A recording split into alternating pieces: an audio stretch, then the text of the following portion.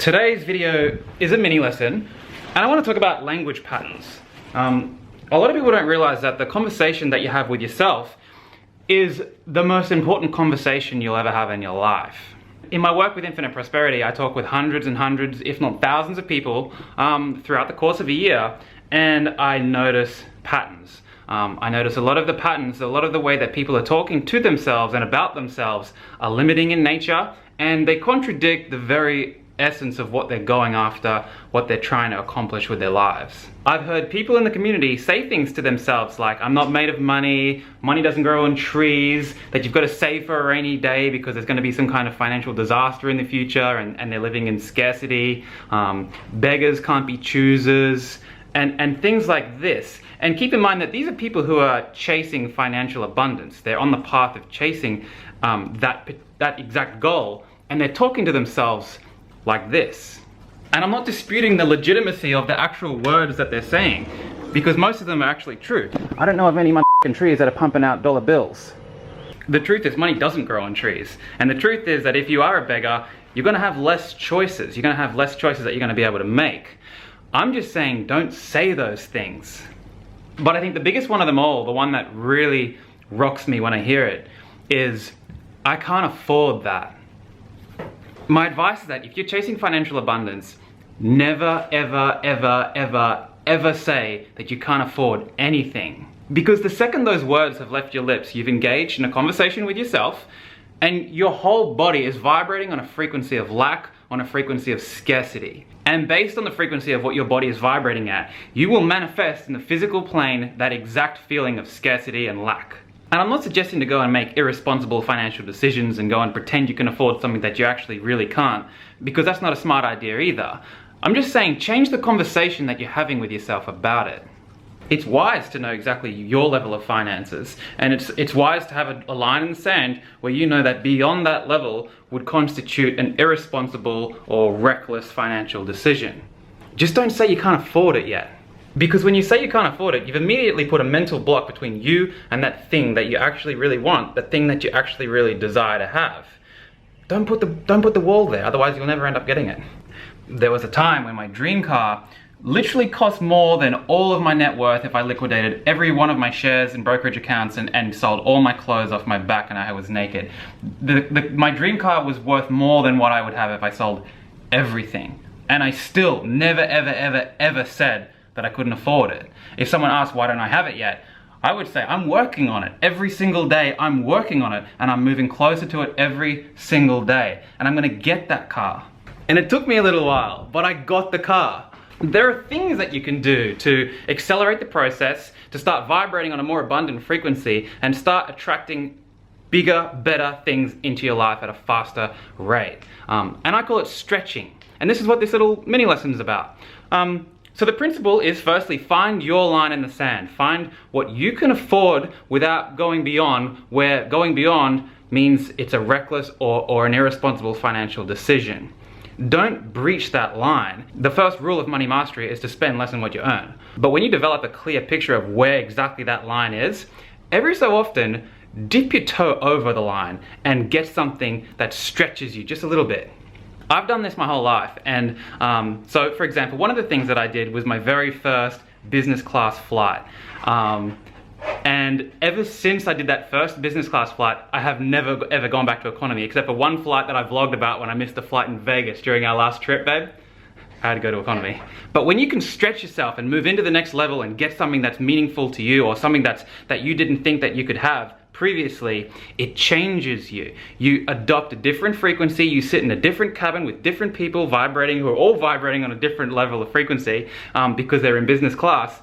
It changes you, it gets within you, and it changes you from the inside out, and you start to manifest results that are in line with that frequency. And I've done it with cars and watches and holidays, resorts, trips, flights, everything, you name it, and I've done it. And I've always figured out my line in the sand at that point in time, and just stepped foot over into the next level, just for a bit, for a taste, to get it within me. Today I'm gonna stretch myself a little, and I wanna share it with you guys. This has been our room in Ayana for the last 6 nights. Ayana is our absolute #1 favorite hotel in the whole world that we've experienced up until this point. But it's not the best room that they offer. I I looked up the best room that they offer and I got a quote before we booked this. The best room is that one right there. It's the oceanfront villa, and it's about 2,500 Australian dollars a night, just under 20,000 a week. And I gotta be honest, at this level of my journey, $20,000 a week for accommodation is just over my line in the sand. It would constitute a slightly reckless, irresponsible financial decision when there's such an incredible alternative 200 meters away. But I'm never, ever gonna ever say that I can't afford it. And since eventually I wanna move into the lifestyle where I could get that without even thinking, I'm gonna stretch myself. So while 20 gorillas for 7 nights accommodation would be a little bit reckless at this point, one night, we can do one night.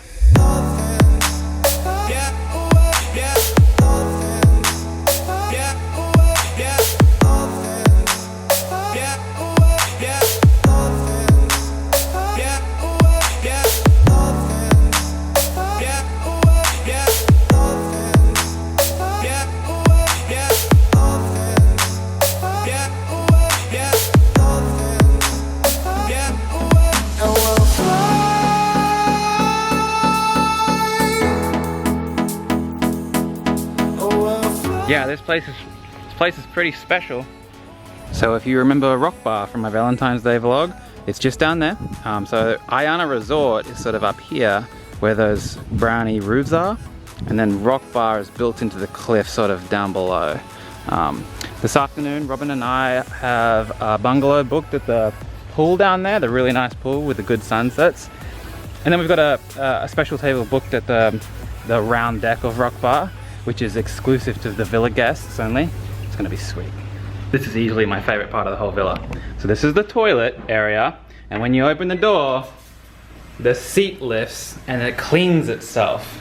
Furthermore, when you proceed to sit down, you have this controller here where you can adjust the pulsating pressure of the bloody massager, and the temperature, the dryer, and you can even preset it to your personal toilet seat preferences. What the fuck?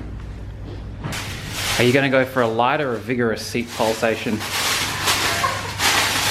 I'm gonna go for a vigorous one. So for the next 20 or 30 minutes or so, I'm gonna go and bank a heap of Instagram photos. And then after that, I'm gonna put all the phones and the cameras and the laptops away, and I'm just gonna get crazy present. And I have a little process of when I'm doing a stretch, I turn everything off, and then the first thing I do is I get really crazy grateful for all the things that I've learned, all the things that I've done, all the things I've been able to achieve to get to this point. Then I'm gonna fully submerge myself with everything in this environment. I'm gonna go to every single room and take notice of every little delicate intricacy that they've put into this space. And I'm going to make it part of myself, if that makes sense. And in doing so, I'm gonna make this frequency, this vibration, this level of abundance part of myself. And I know that when I can do that, I'll attract this into my life in the future, and I'll move toward this as my norm rather than just a stretch. And I know with 100% certainty that I'll move toward this as my norm, because on my journey I've been able to debunk a really big myth that's perpetuated in society these days. The myth is that the results that we get in life determines who we become and who we are as people. So people say things like, when I get this result, I'm going to change. Or when I get this result, I'm going to change who I am, or I'll become a different person. And that is, of course, bullshit. The truth is that who you are determines the results you get.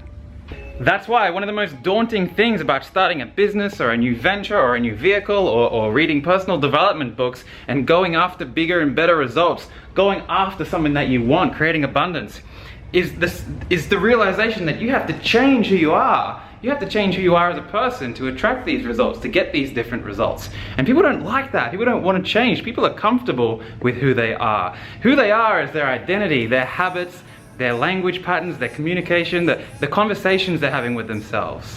But if you don't change that, your results are never going to change. And the quickest way to change who you are, in my experience, is to firstly find your line in the sand, and then every so often, smartly and wisely, step a foot beyond that. Stretch yourself. Bound only by frozen memories.